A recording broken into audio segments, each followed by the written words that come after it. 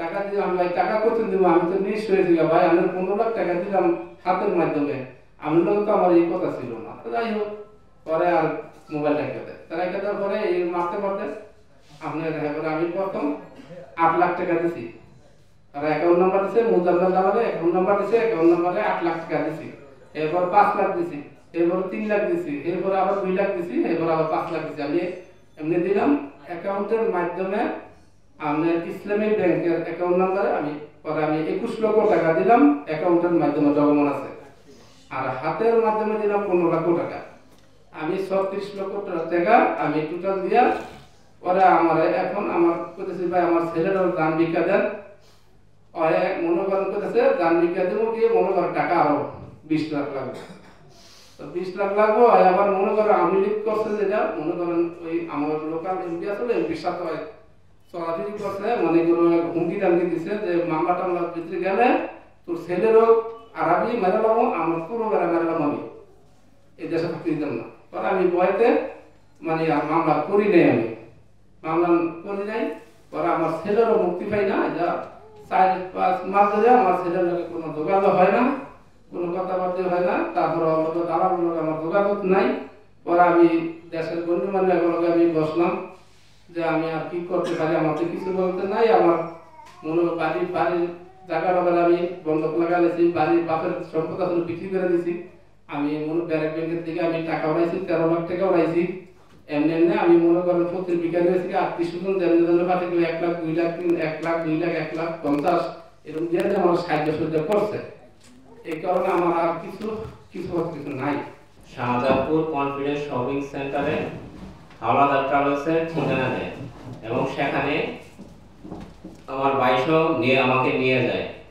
সেখান থেকে ইতালি সম্পর্কে সে বিস্তারিত আমাকে বলে যে আমাকে 2 মাসের মধ্যে আমার ভাইকে ইতালিতে পাঠাবে।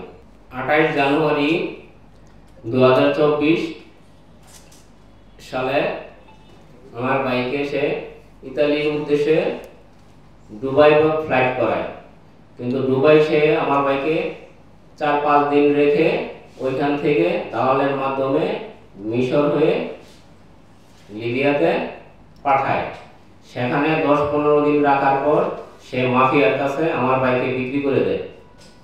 সেখানে মাফিয়ারা অমানবিক নির্যাতন করে আমার ভাইকে, যা ভাষায় প্রকাশ করা যাবে না।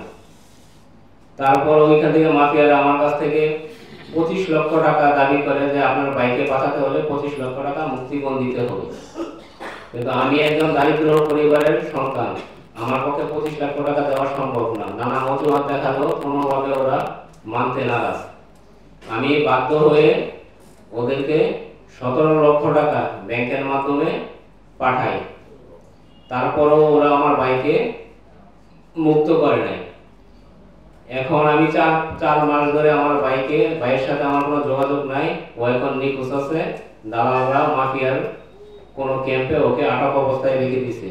গত 2 ফেব্রুয়ারি 2025 তারিখে প্রধান আসামি 1 নম্বর আসামি মোজাম্মেল হোসেনের 2 দিনের রিমান্ড মঞ্জুর করে এবং পুলিশ, গুলশান থানার পুলিশ এসআই পলাশ 4 তারিখে ওকে গুলশান থানায় রিমান্ডের জন্য নিয়ে যায়।